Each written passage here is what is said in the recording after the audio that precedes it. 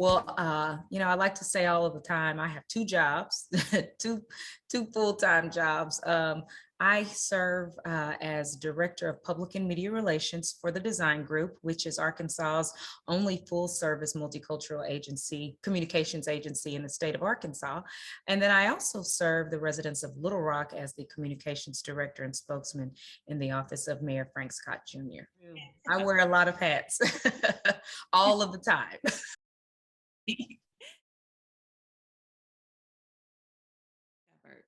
So yeah, I can tell you about that. I was 41, and I actually just had a birthday, just turned 42 not too long ago. But women are supposed to have their first mammogram at age 40. And I put it off a little bit. I said, well, I've only got a few more months in the end of 2019. And so I said, I'll get that done in 2020. My reasoning and thinking was I didn't have anyone in my family that had a family history of breast cancer. No one on my mother's side, no one on my father's side. So I'm thinking, oh, I'll get it done, but it's not like they're going to discover anything, right? That's what I was thinking. So as we know, the pandemic happened, and then that further delayed me, and I was thinking that whole time, good grief, this is something that I need to get done. I turned 41 in August of 2020, and I said, still hadn't gotten that mammogram. I need to get that done. And so fast forward to January 2021. And one of my doctors said to me, she said, have you done your mammogram yet? And I was honest. I said, no, the pandemic happened. You remember that? And she said, yeah, I know, but you need to get it done.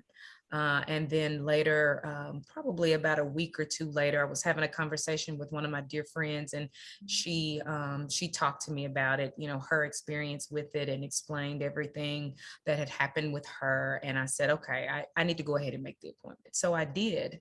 So that was just at the beginning of the year. By March, I was getting a diagnosis that I had what's called ductal carcinoma in situ. And it's a non-invasive, thankfully, form of breast cancer in the duct, and hadn't spread outside of the duct. And so they were able to catch it early by mammogram. So that's the primary reason that I'm sharing this, is because I don't want anyone to do what I did, which is delay getting your mammogram, but definitely go get the mammogram. It was so important to me, and on my journey. And I don't know how I would feel had I not gotten a mammogram, and I get 2 or 3 years down the line, and there I am with a more serious or invasive form of the cancer. So I'm so glad that I got the mammogram, and I'm able to talk about it with you and your viewers. Right. Sure. Yeah. I was scared. Mhm. Um, this is something, as I mentioned earlier, I didn't have any experience with in my family. No one that I could turn to and say, well, how did this impact you? What happened? Even from the moment when, I had my first mammogram, and they called me back and they said, well, we need to bring you back again. Even that experience was a little odd. I said, well, thankfully, my friend Teresa had told me that they may do that. This was my first mammogram. They don't have anything to compare it to. So I might get called back. And so I'm still at that point thinking, oh, they're calling me back, but she told me it happened with her. Oh, that's nothing to worry about. Right. So, I was shocked when I did get the call from my radiologist, after the biopsy that they needed to do, that it come back with cancers in two locations. And so it was, I'm searching my mind, like, did I do something? Was it something that I did to cause this? Is it my eating? Is it, medications that I've taken? All of these thoughts are going through my head about what did I do to possibly cause this situation? And so it was definitely something I was taken aback, and but I do know that I've had a great support system, my family, my friends. When I did eventually get around to telling people about it, I was met with so much support and care. It just so happened I was in the middle of a recording for a client when I got a call from my radiologist. And we were at a break point, and I stepped out to take the call because I just knew he was going to tell me that I didn't have cancer. And he drops this bombshell. And so I've got to try to compose myself to go back in and carry on and finish the rest of what I was doing at that moment. That was my mindset, and thankfully I was able to get through the rest of that production shoot. But I will say it was definitely this has been a roller coaster of a year. You don't expect to get a cancer diagnosis in the middle of a pandemic.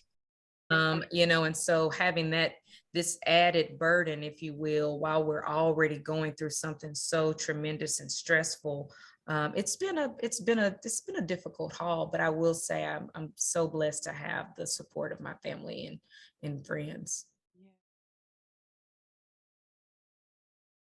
So I saw a surgical oncologist who performed a lumpectomy, and she was able to get out most of the cancer. But I also had radiation, which is a standard treatment that typically goes along with a lumpectomy, I guess, if you will, when they want to make sure that they have um, caught all of the other possibly freestanding cancer cells.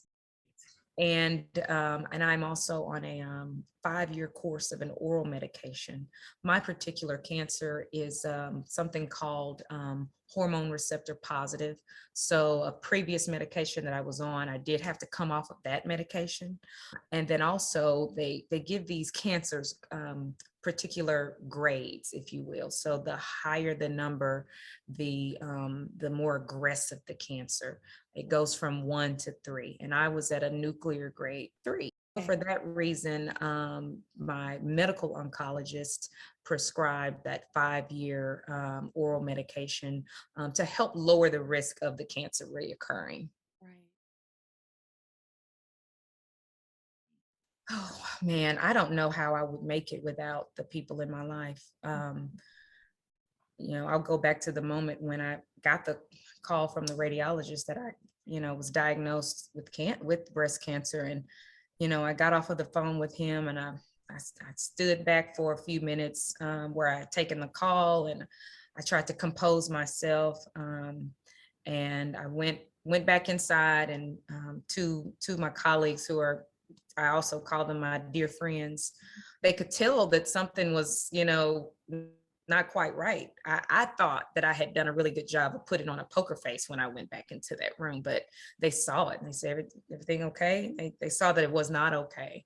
And I couldn't bring myself to make any sounds. I didn't have any words at that moment. And I just had to shake my head. No, it's not okay. And they immediately prayed with me.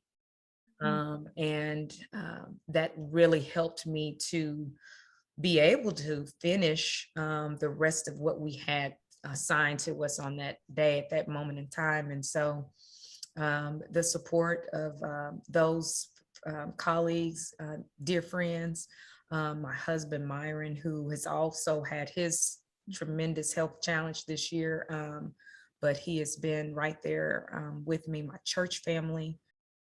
They are so near and dear to me, my sorority sisters, and everyone who is a part of my life has just been so supportive. Cooking me food when I didn't feel like,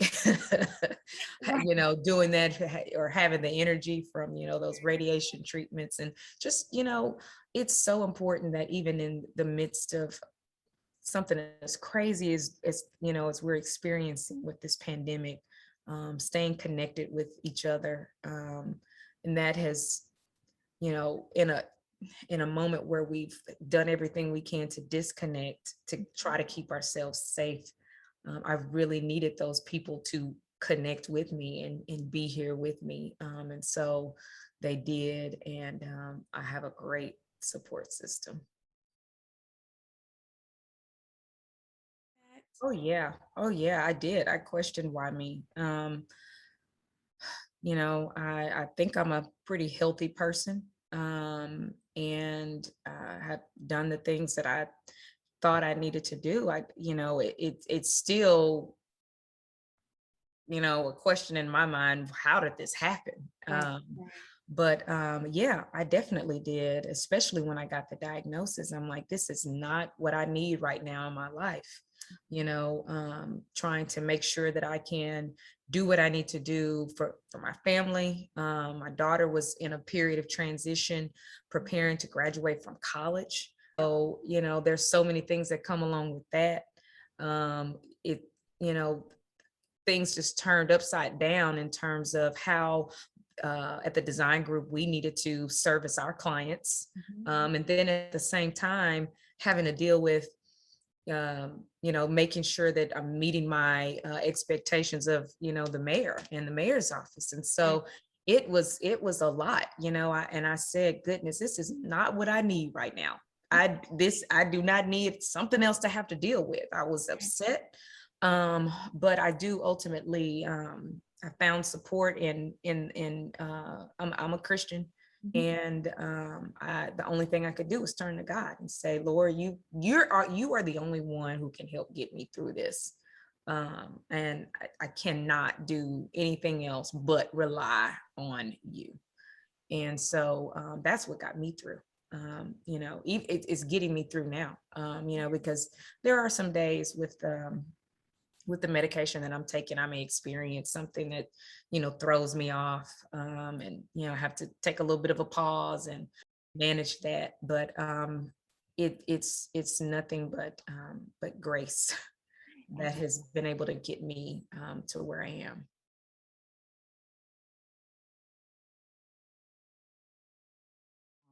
Yeah, I would first just want to give her a hug, just and I hope that she would feel my heart in that hug, whether we have to wear a mask or not.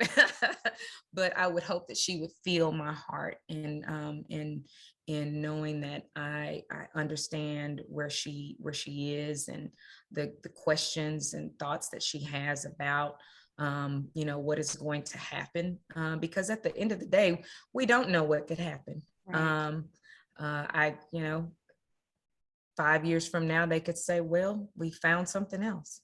I don't know what's going to happen, but I do know that if we can hold on to God and let him direct us, and direct our paths, that we can make it through anything. And so, I think I would also tell someone who is, struggling through a diagnosis like this, that take your time. You mm, don't have to um, rush into feeling a certain way for anyone. right, It's your diagnosis, it's your life. You've got to become comfortable with understanding that, yeah, this might be the diagnosis today, but that doesn't mean that I am going to always be dealing with this. We say it as a cliche, oh, this too shall pass, but it really is true. It right, really is true. And that's what I would offer to any young woman who is facing this type of diagnosis, that you can get through it. Um, you talk to your doctors about the best course of treatment. mhm, Ask every question that you can think of, because you've got to be comfortable with the journey, and making sure that you do find a support system. There are support groups for women that have been diagnosed with breast cancer, and so if that is if something someone would need to do, definitely find that support, because you are going to have some moments where you are just at your wits end. You're right, having to go back to work. I had a lumpectomy on a Friday, and I was back at work on that Monday. So it's so important to take your time and let the people around you know if you need help. That's not particularly easy for me to do, but you have to let somebody be able to help you along the way. And then I probably give her another hug. Yeah, yeah. Being a someone under 50 that's been diagnosed with breast cancer, I have friends who are, somewhat older than I am, that had been diagnosed with that. But I did not know anyone before me, um, personally anyway, that was diagnosed under the age of 45. And so this has been a bit of a roller coaster for me, just trying to come to terms with that, but God is good, and we're gonna keep on going as long as he makes ways. I want every woman to know, get your mammogram. Do not neglect it. Take care of yourself.